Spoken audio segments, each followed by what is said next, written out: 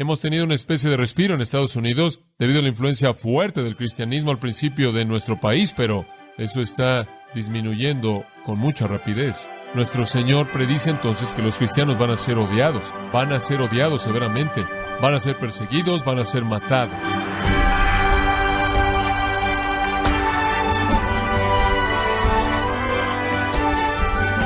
Bienvenido a su programa Gracias a Vosotros con el pastor John MacArthur.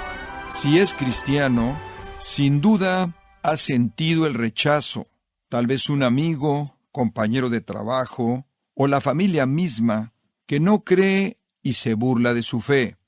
La animosidad y el odio afectan especialmente cuando parece que no hay causa.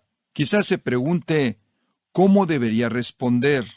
Estimado oyente, quiero invitarle a que nos acompañe a continuación con el pastor John MacArthur, que nos da una mirada a ser rechazado sin causa.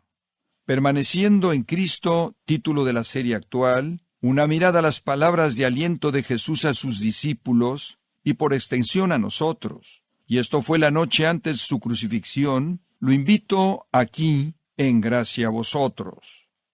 Estamos estudiando el Evangelio de Juan y quiero que regrese al capítulo 15, Juan 15. Y hemos estado viendo los versículos 17 al 25. Es una porción muy interesante de las Escrituras. Es una que debe ser entendida por los creyentes. Es una que creo que en la actualidad es pertinente porque nos dice qué esperar como creyentes en el mundo. El texto comienza en el versículo 17, retomémoslo ahí. Esto os mando que os améis unos a otros. Si el mundo os aborrece, sabed que a mí me ha aborrecido antes que a vosotros. Si fuerais del mundo, el mundo amaría lo suyo, pero porque no sois del mundo, antes yo os elegí del mundo, por eso el mundo os aborrece. Acordaos de la palabra que yo os he dicho, el siervo no es mayor que su señor. Si a mí me han perseguido, también a vosotros os perseguirán. Si han guardado mi palabra, también guardarán la vuestra. Mas todo esto os harán por causa de mi nombre, porque no conocen al que me ha enviado. Si yo no hubiera venido ni les hubiera hablado, no tendrían pecado, pero ahora no tienen excusa por su pecado. El que me aborrece a mí, también a mi Padre aborrece. Si yo no hubiese hecho entre ellos obras que ningún otro ha hecho, no tendrían pecado.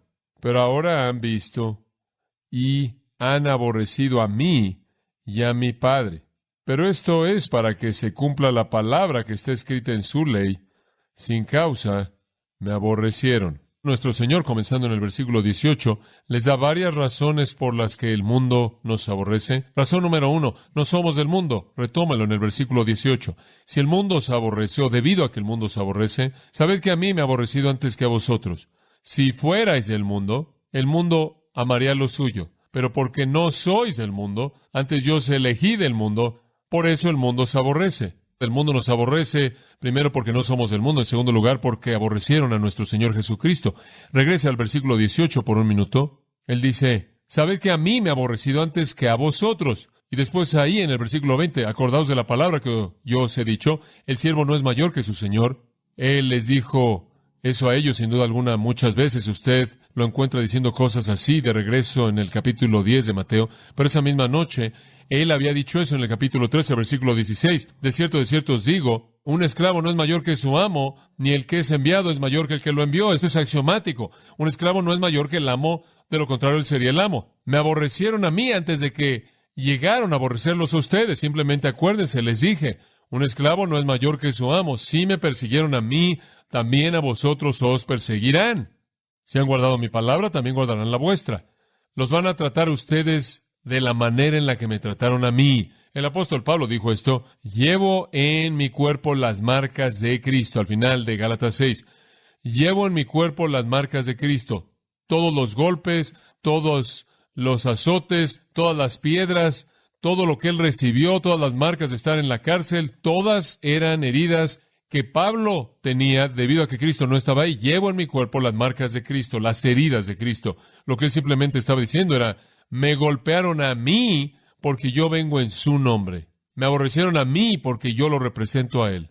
Así es. Jesús le dijo a sus discípulos, van a ser perseguidos, van a ser aborrecidos por causa de mi nombre. Si usted lee las cartas de Pablo a los Corintios, la primera y la segunda carta, él habla constantemente acerca de lo que él sufrió. Simplemente sufrimiento interminable por causa del Evangelio. Pero hay una afirmación muy importante que él hace en 1 Corintios capítulo 4. Él dice, somos calumniados, nos hemos convertido en la escoria del mundo, la basura de todas las cosas. Somos considerados como escoria. Estamos en la parte de abajo de la sartén. Somos el residuo que tiene que ser tallado de la parte de abajo. ¿Por qué? Jesús dijo, me aborrecieron a mí, los van a aborrecer ustedes. Piénselo de esta manera. Él era perfecto, nunca pecó, nunca fracasó, nunca dijo algo equivocado, nunca hizo algo equivocado, nunca pensó algo equivocado. No hubo nada hipócrita en él. Él era integridad absoluta, perfección absoluta, y de cualquier manera lo aborrecieron. Nosotros quedamos cortos de eso. Podemos ser hipócritas. Estamos luchando con el pecado, pensamos cosas que no deberíamos pensar, decimos cosas que no deberíamos decir, hacemos cosas que no deberíamos hacer. Nosotros manchamos el nombre de Cristo. Nuestro Señor está diciendo, miren, si me aborrecieron a mí, sin pecado, sin falla alguna, ¿no creen que los van a aborrecer ustedes? Y van a tener razón de aborrecerlos porque ustedes no son perfectos. Ustedes van a alimentar ese odio. Ustedes no pueden esperar algo diferente de lo que el mundo nos está dando. Odiaron al Señor Jesucristo perfecto. Ciertamente no van a amar a cristianos imperfectos. Entonces nuestro Señor dice, espérenlo, va a ser así, van a aborrecerlos porque no son del mundo. Los van a aborrecer porque me aborrecieron a mí. Y ustedes me pertenecen, y ustedes predican en mi nombre, y viven en mi nombre, y proclaman mi nombre, y proclaman mi verdad, y van a aborrecerlos de la misma manera en la que me aborrecen a mí. No son mayores que su amo.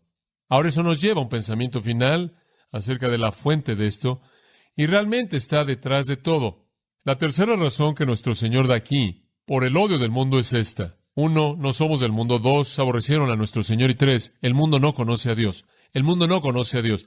Esto necesita ser dicho y entendido de manera muy clara, porque la mayoría de la gente cree que conoce a Dios. O yo creo en Dios, o yo soy una persona espiritual. Ustedes saben, tengo un lugar en mi vida para Dios. Oro a Dios. A pesar de todas esas afirmaciones, por cierto, observen el versículo 21. Mas todo esto os harán por causa de mi nombre, toda esta persecución, odio, porque no conocen al que me ha enviado. No conocen al que me ha enviado. No conocen a Dios. Hablando de gente religiosa, estoy hablando de líderes de religiones. Estoy hablando de teólogos y sacerdotes y pastores y gurús y personajes religiosos. No conocen a Dios. Es inclusive peor que eso. No solo no conocen a Dios. Pase al versículo 23. El que me aborrece a mí, también a mi Padre aborrece. Pase al final del versículo 24. Y han aborrecido a mí y a mi Padre. Aquí está la condición de un ser humano no regenerado en el mundo. No conoce a Dios. Aborrece a Dios. Aborrece a Dios. La gente no ama a Dios. Si me amareis, ¿qué harían? ¿Qué? Guardaríais mis mandamientos. El primero del cual es, este es mi Hijo amado, en quien tengo complacencia. A él oíd. Usted rechaza a Cristo y usted aborrece a Dios. No conocen al que me envió. Es una afirmación fuerte de la realidad de los religiosos. No conocen a Dios. Por cierto, esto fue algo que Jesús dijo mucho. Y recuerde, Él está circulando entre líderes judíos que creen que no solo conocen a Dios, sino que conocen a Dios mejor que cualquier otra persona en el mundo. Y Él les dice cosas como esta. Ya atrás en el capítulo 7, versículo 28, Él clamó en el templo enseñando y diciendo, ambos me conocen a mí y saben de dónde soy. Ustedes me conocen a mí y yo soy Jesús. Ustedes saben de dónde vine, Nazaret. No he venido de mí mismo, sino que el que me envió es verdad, a quienes vosotros no conocéis. Yo lo conozco, ustedes no. Esa es una condenación del sistema religioso entero de Israel. No conocen a Dios. Más adelante, en ese capítulo 8, versículo 19, estas personas judías le dijeron, ¿en dónde está tu Padre? Él dijo, ustedes no me conocen ni a mí ni a mi Padre. Si me conocierais a mí, también conoceríais a mi Padre. Si me conocierais a mí, también a mi Padre conoceríais. No lo conocen a Él y no me conocen a mí.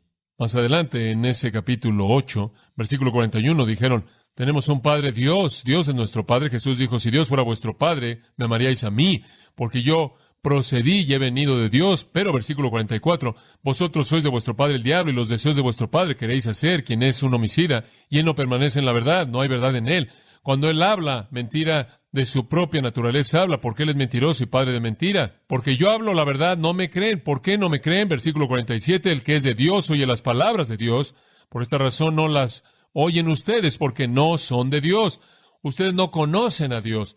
No solo no conocen a Dios, ustedes aborrecen a Dios. Ustedes aborrecen a Dios. Ustedes dicen ahí en el versículo 54, Él es nuestro Dios.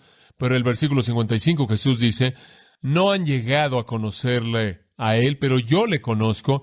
Y si yo digo que no lo conozco, sería un mentiroso como ustedes. Pero lo conozco, prueba, yo guardo su palabra.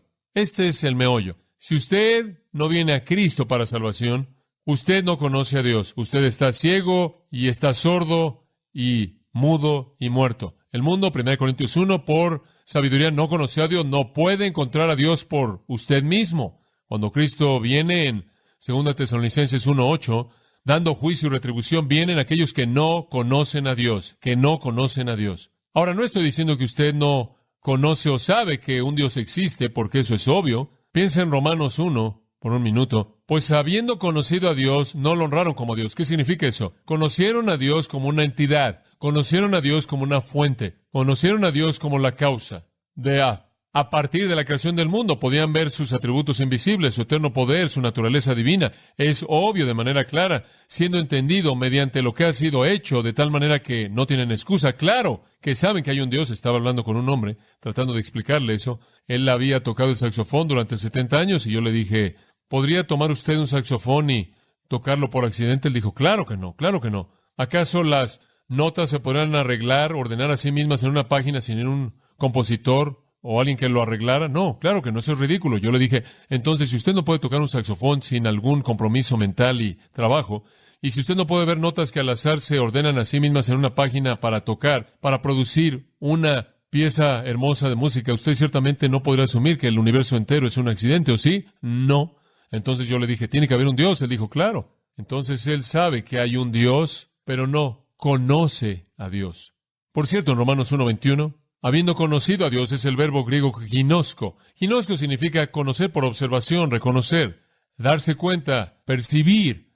Sí, tiene que haber una fuente. Tiene que haber un alguien que hizo todo esto. Eso es razonable, eso es racional. Decir que nadie lo hizo es locura. Conocer por observación, eso es ginosko. Usted lo ve, usted reconoce que es una realidad. Pero de regreso a Juan 15, cuando nuestro Señor Jesús dice, no conocen al que me envió, él usa el verbo oída, un verbo griego diferente, significa conocer internamente, entender, inclusive apreciar, respetar, considerar con honor. Ustedes saben por observación que Dios existe, pero no lo honran, y eso es lo que Romanos 1 dice. No lo honran. Ustedes no lo conocen verdaderamente. Entonces Romanos 1 dice, los hombres se entenebrecieron en su mente, futiles, profesando ser sabios, se volvieron necios y cambiaron la verdad de Dios por una mentira. Romanos 1:28 dice, no consideraron apropiado reconocer ya a Dios. Y el versículo 30, se volvieron aborrecedores de Dios. Romanos 1:30,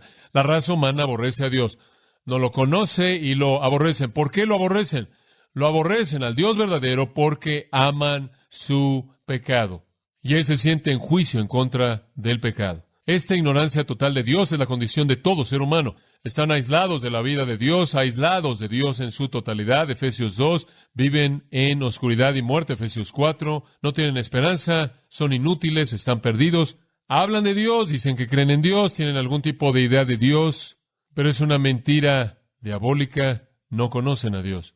Leí esta semana una encuesta de algunas personas en nuestro país, realizada por Ligonier y Lifeway, la cual es el brazo de publicaciones de la Convención Bautista del Sur, y estaban buscando encontrar la herejía más grande en Estados Unidos. Una encuesta interesante. ¿Cuál pensaría usted que sería la herejía más grande en Estados Unidos? Con lo que terminaron fue algo muy interesante. Es una negación de la depravación humana. Es una negación de la depravación humana. Estadísticas. 67% de la gente en este estudio dice que todo mundo peca por lo menos un poco, pero la mayoría de la gente es buena por naturaleza. 67% de la gente.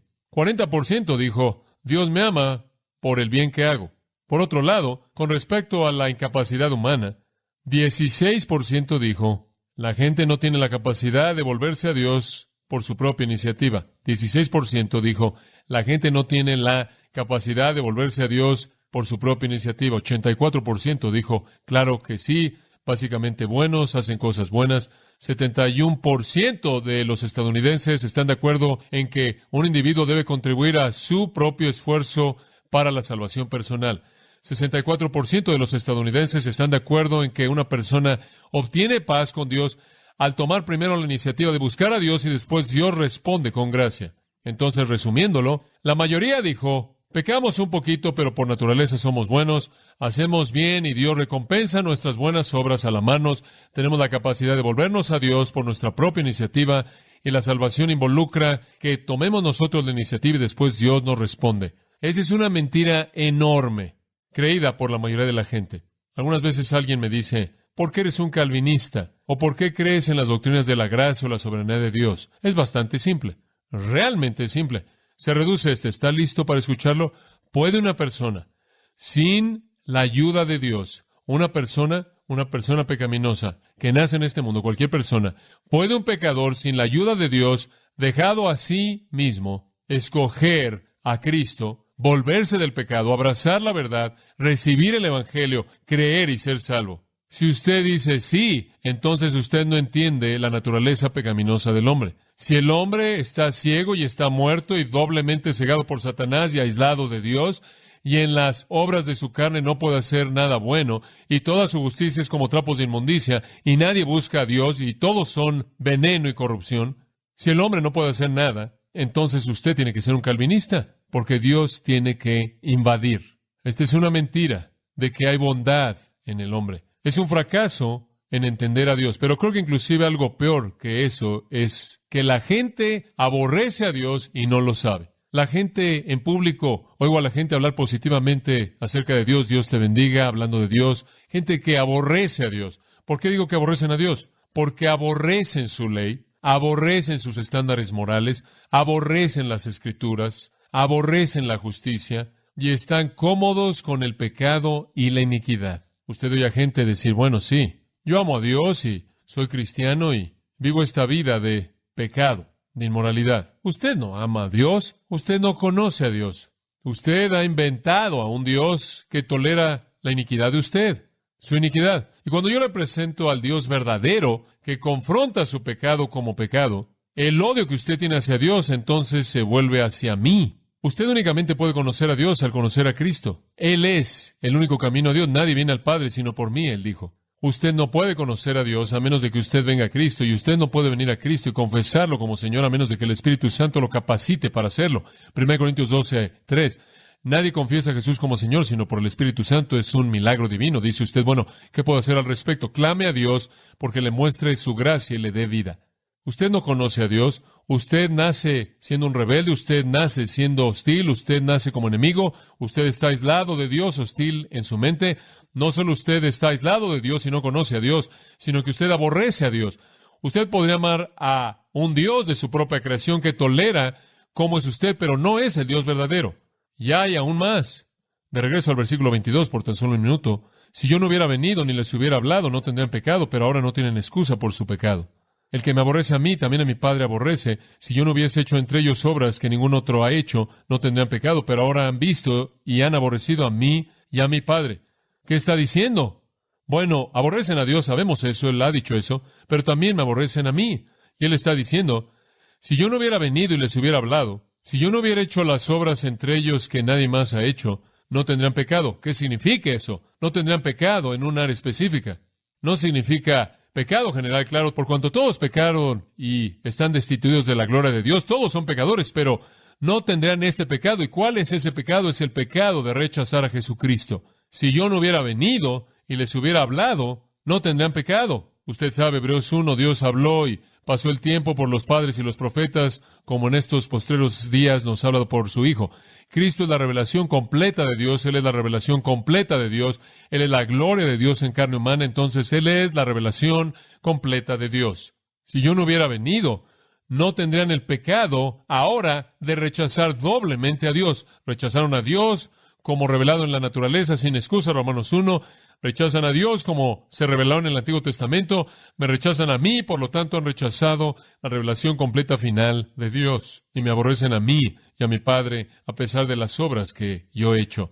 El pecado más grande es el rechazo de la revelación más grande, y la revelación más grande es Cristo, y el pecado más grande es rechazar a Cristo. Le está diciendo, si yo no hubiera venido y hubiera revelado completamente a Dios, manifestado a Dios, los hombres no podrían cometer el pecado más grande de todos los pecados en contra de la revelación perfecta. Esa es la razón por la que Hechos 17 dice que hubo un tiempo en el pasado, antes de que Cristo viniera, en el que Dios pasó por alto el pecado. No significa que no le importaba a Él. Significó que hubo una especie de tolerancia porque Cristo no había venido.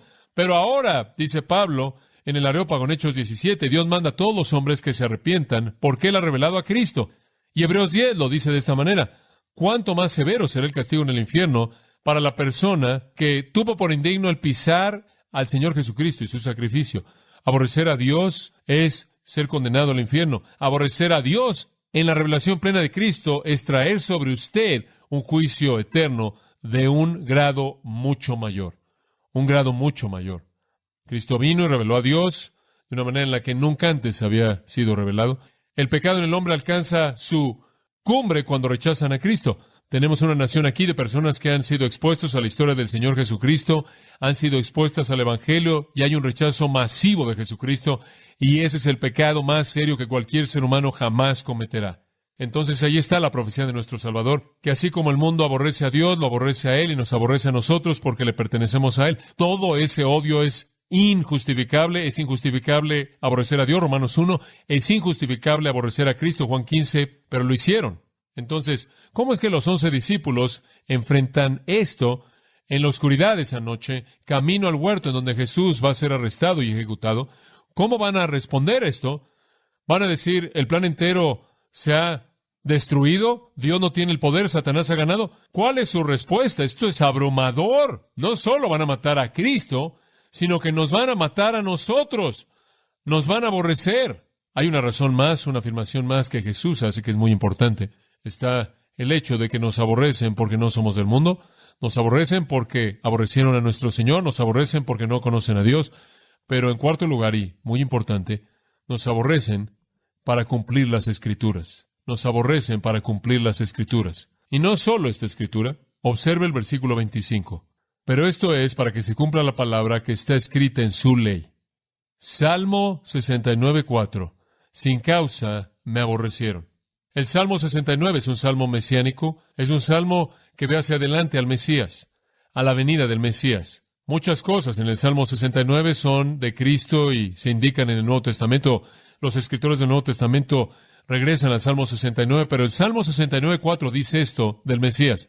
Aquellos que me aborrecen sin causa son más que los cabellos de mi cabeza. Aquellos que me quieren destruir son poderosos, siendo de manera equivocada mis enemigos. Dios se anticipó al aborrecimiento. Dios se anticipó a que aborrecerían a su Hijo. Dios se anticipó a que matarían a su Hijo, y eso fue parte de su plan redentor. Matar a Cristo estuvo en el plan de Dios. Aborrecer a Cristo fue profetizado. Matar a Cristo fue profetizado. Isaías 53, Salmo 22, específicamente. Pero escuche el sermón de Pedro en Pentecostés, Hechos 2:22. Varones de Israel, escuchad estas palabras. Jesús Nazareno, hombre certificado por Dios para vosotros con milagros y maravillas y señales que Dios hizo a través de él en medio de vosotros, como ustedes mismos sabéis. A este hombre entregado por el plan predeterminado de Dios y anticipado conocimiento de Dios, clavasteis una cruz por manos de hombres impíos y lo matasteis. Pero Dios lo levantó. Por el plan de Dios, ustedes lo mataron. Aborrecer a Jesús estaba en el plan. Aborrecer a Jesús.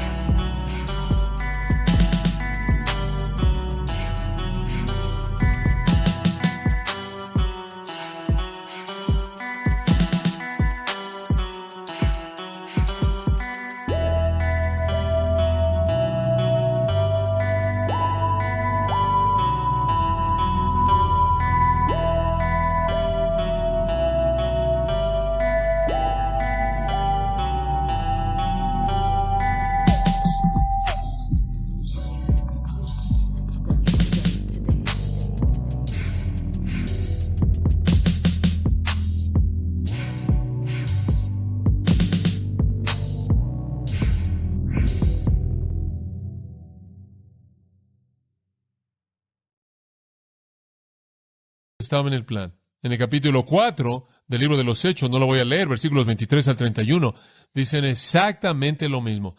Exactamente lo mismo. Está dentro del propósito de Dios que aborrecieran a Cristo y lo mataran. Versículo 28. Hicieron lo que la mano de Dios y el propósito de Dios predestinó. Entonces, hombre, se le está diciendo a los apóstoles, este no es el fin del plan, este es el plan. Que me aborrecieran sin causa, siguiendo el plan. Fue necesario que Él fuera aborrecido, que Él fuera crucificado, que llevara en su cuerpo nuestros pecados en la cruz. Estoy seguro de que los discípulos se están viendo el uno al otro, preguntándose, ¿cómo sobrevivimos esto? ¿Cómo sobrevivimos esto? ¿Cómo vamos a cumplir la promesa del versículo 16 de ir y dar fruto que permanece eternamente? ¿Cómo vamos a sobrevivir? ¿Cómo vamos a ser usados? Respuesta, los últimos 2 versículos del capítulo. Pero cuando venga el Consolador, a quien yo os enviaré del Padre, el Espíritu de verdad, el cual procede del Padre, Él dará testimonio acerca de mí, y vosotros daréis testimonio también, porque habéis estado conmigo desde el principio. ¿Cómo superarán la persecución? ¿Cómo van a superar el odio? ¿Por el poder de quién? Del Espíritu Santo. El Espíritu Santo. Y entonces, por el poder del Espíritu Santo, los creyentes han entrado al mundo desde estos primeros apóstoles y literalmente han volteado de cabeza al mundo. Y el Evangelio se ha esparcido por todo el mundo. El Señor nos ha dado el ministerio de la reconciliación. La persecución viene, siempre estará ahí. El aborrecimiento siempre estará ahí, pero también estará siempre ahí el poder del Espíritu Santo para lograr los propósitos de Dios, para congregar a su iglesia.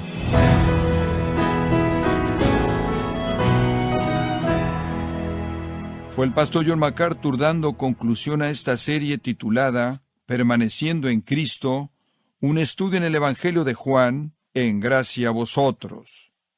Estimado oyente, tenemos un nuevo libro escrito por John MacArthur, titulado El aposento alto. Una mirada a las promesas más poderosas que Jesús le da a sus seguidores en las Escrituras. Puede obtener su copia, El aposento alto, escrito por John MacArthur, en gracia.org o en su librería cristiana más cercana.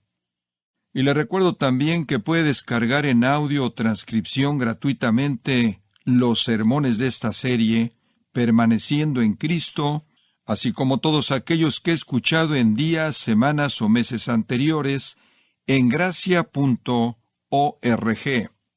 Si tiene alguna pregunta o desea conocer más de nuestro ministerio, como son todos los libros del pastor John MacArthur en español, o los sermones en CD, que también usted puede adquirir, escríbanos y por favor mencione la estación de radio por medio de la cual usted nos escucha en gracia a vosotros. Es importante conocer no solo el país y ciudad de donde usted nos escucha, sino también la radio. Para quienes contactan nuestro ministerio por primera vez, pueden solicitar una copia del mensaje de promoción sin costo alguno, un mensaje por oyente únicamente. Si usted vive en los Estados Unidos o Puerto Rico, escríbanos a Gracia a Vosotros, P.O. Box 4000, Panorama City, California, 91412. O puede escribirnos a través del siguiente correo electrónico: radio@gracia.org. Bueno, en nombre de John MacArthur y el personal de este organismo, queremos darle las gracias por su tiempo y sintonía, y queremos pedirle que no deje de orar por este ministerio, como también por la estación de radio por la cual usted nos escucha de lunes a viernes. Este es su amigo Miguel Contreras, invitándola a que sintonice nuestra próxima edición para que juntos continuemos desatando la verdad de Dios un versículo a la vez. No se lo pierda, aquí en Gracia a Vosotros.